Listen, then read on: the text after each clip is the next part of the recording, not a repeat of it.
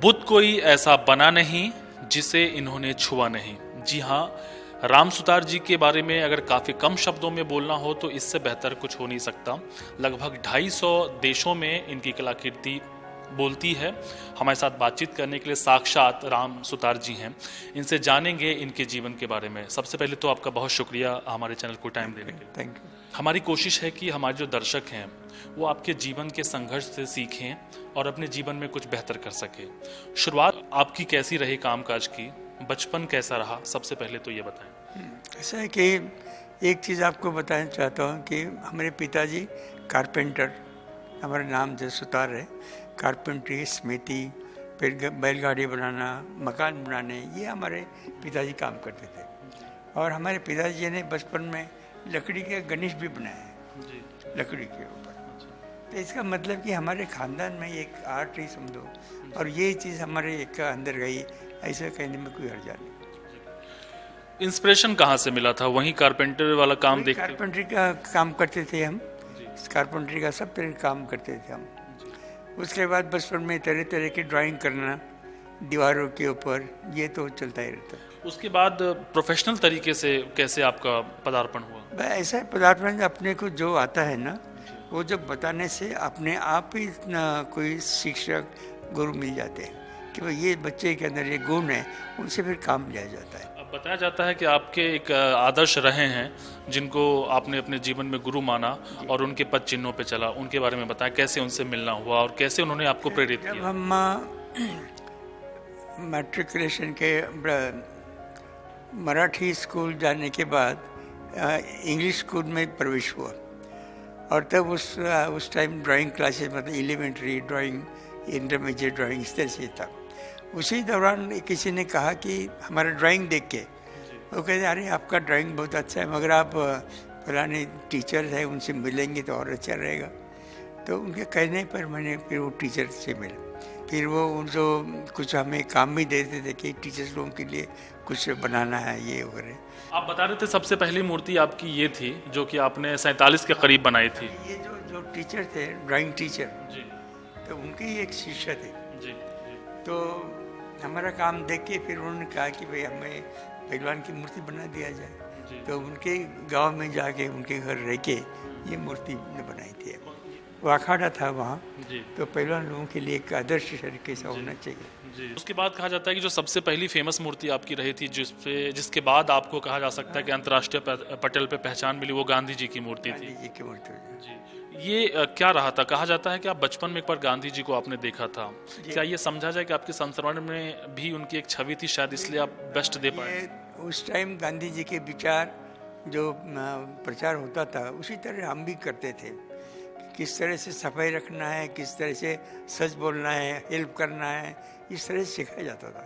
फिर चीनी के बजाय गुड़ खाना चाहिए, इस तरह उस टाइम मतलब प्रचार होता था। आपकी सबसे बड़ी उपलब्धि के तौर पे गिना जाए आपके नज़रिए से, तो आपकी सबसे बड़ी उपलब्धि कौन सी है जो आप अपना सबसे बेस्ट मानते हैं? ये समझा गांधी जी की मूर्ति जो बनाई मैंने शुरू में 48 में। तो इसके बाद यहाँ दिल्ली में आने के बाद गांधी सेंटेनरी के टाइम में ये एक एजुकेशन मिनिस्ट्री है, तो उनकी तरफ से कोई न आए और कि गांधी जी की मूर्ति न बना दीजिए, बाहर के लोगों का कोई डिमांड है।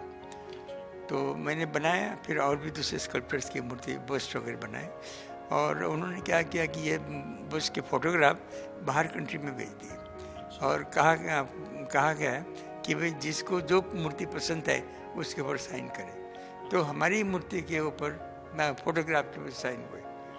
तो 3 देशों में उस टाइम गांधी सेंटेनरी के टाइम में बाहर के देशों में गए। उसके बाद भी ये बड़े गांधी जी के स्टैचू होने के बाद तो फिर सब जगह उसकी डिमांड रही।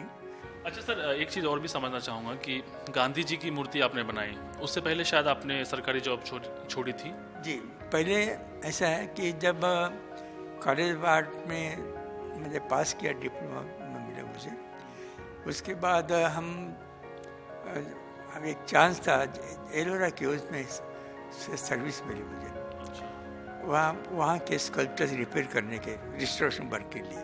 तो 1 साल ये प्रगति मैदान में कुछ थोड़ा काम वगैरह किया। उसी दौरान फिर एक एग्रीकल्चर का एक फार्मर का स्टैचू बनाया, वो प्रगति मैदान में पसंद आया, उन लोगों ने फिर 2 ऑर्डर दिया। उस टाइम तो हम काम का डिपार्टमेंट में काम कर रहे थे, तो ये हम सबको हम बताते रहे कि हमें ऐसा काम मिला है। तो ये काम धीरे धीरे डायरेक्टर के पास न पहुंच गया कि भाई राम सुतार ने ऐसा ऐसा काम लिया है। तो वो कहते नहीं नहीं ऐसा नहीं कर सकते, आपको ये सर्विस मतलब वो जॉब छोड़ना पड़ेगा। ये उसने बहुत कोशिश की कि फ़ोन करके कि भाई ये जॉब उनको नहीं देना चाहिए वगैरह। तो बाई चांस मैंने ऐसा ही कर दिया कि भाई ये हम जॉब छोड़ सकते मगर ये हमें जो काम मिला ये नहीं छोड़ सकते। बहुत गुस्सा हुए, आखिर वो मान गए, फिर सर्विस हमने भी छोड़ दी। बनाना इतना आसान नहीं होता, काफ़ी देर घंटों खड़े रहना पड़ता होगा। बिल्कुल। कितने दिन लग गए थे? 1.5 साल लगे। 1.5 साल लगे? 1.5 साल लगे लगातार। अच्छा, तो उसके बाद जो अप्रिसिएशन आप चाहते थे या फिर एक जो संतुष्टि वो मिला? जी, फिर बिल्कुल संतुष्टि मिला कि इस तरह से किसी ने दुनिया में किसी ने इस तरह से कंक्रीट का पत्थर बनाना, उसको कार्विंग करना, nobody has done. Sardar Patel की जो मूर्ति है, जो कि पूरे विश्व की सबसे बड़ी मूर्ति होगी, वो आप बनाएंगे। कैसे बात हुई थी, कैसे शुरुआत हुई? ऐसे शुरुआत ये हुई कि जब आपको पता है कि पार्लियामेंट में हमारी मूर्ति बनी, हमारे हाथ की मूर्ति बनी, तो एक शख्स है वो उनको बताया गया है कि आप सिलेक्ट कीजिए, बहुत सारे स्कल्प्टर्स हैं, कोई स्कल्प्टर ये काम करने लायक कौन है, किसकी मूर्ति अच्छी है। तो उन्होंने बताया कि राम सुतार बनाई हुई जो मूर्ति सरदार पटेल की सबसे बेस्ट है, इससे और कोई नहीं है। तो इसकी वजह से हमें ये काम मिला। इसमें ये मूर्ति जो बनाई जा रही है, कौन सा मेटल यूज़ किया जाएगा? ये ब्रॉन्ज की होगी, अच्छा, ब्रॉन्ज। मेटल की होगी ब्रॉन्ज। कितना टाइम लगेगा अमूमन? ये अभी ना 3 साल लगेगा, 3 साल का पीरियड कम से कम। हम अभी समझो पहले 18 फीट का स्टैचू बना, बाद में 30 फीट की स्टैचू बना। इसी तरह से और एनलार्ज करेंगे, एक बड़ा चेहरा भी बनाएंगे। तो ये इसी के ऊपर से स्कैनिंग करके बड़ा साइज का बनाएंगे।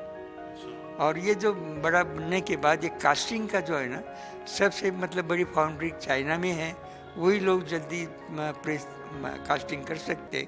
इसकी वजह से उनको काम दिया गया कि हमारी मूर्ति के ऊपर से एनलार्ज करके वो कास्टिंग करेंगे। मतलब छोटे छोटे पार्ट्स बना के उसको फिर बाद में मोल्डिंग किया जाता है। जी।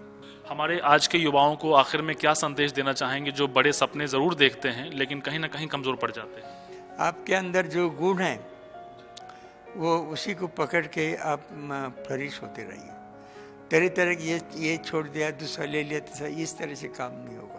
आप हर एक आदमी अपने में जो गुण है वो आप अच्छी तरह से बिखरे बताए तो कोई काम की कमी नहीं। काफ़ी कम वक्त में राम सुतार जी के बारे में समझना लोगों के लिए मुश्किल है, लेकिन जो कुछ इन्होंने बताया, उम्मीद है कि हमारे आज के युवा वर्ग जो सपने तो बहुत बड़े देखते हैं लेकिन उसके लिए कुर्बानी देना नहीं चाहते, या फिर कहीं ना कहीं एक पारिवारिक मजबूरी की वजह से या जो अपने जीवन है उसके जद्दोजहद की वजह से डर जाते हैं और रुक जाते हैं। अगर वो अपने जीवन में कुछ बेहतर करना चाहते हैं तो उन्हें संघर्ष करना पड़ेगा और कुर्बानी देनी पड़ेगी। एक जिद होनी चाहिए, जिद के बाद ही सफलता मिलती है और तभी कोई राम सुतार बन पाते हैं। कैमरामैन इमरान अली बेग के साथ दीपक सिंह, नेशनल दस्तक।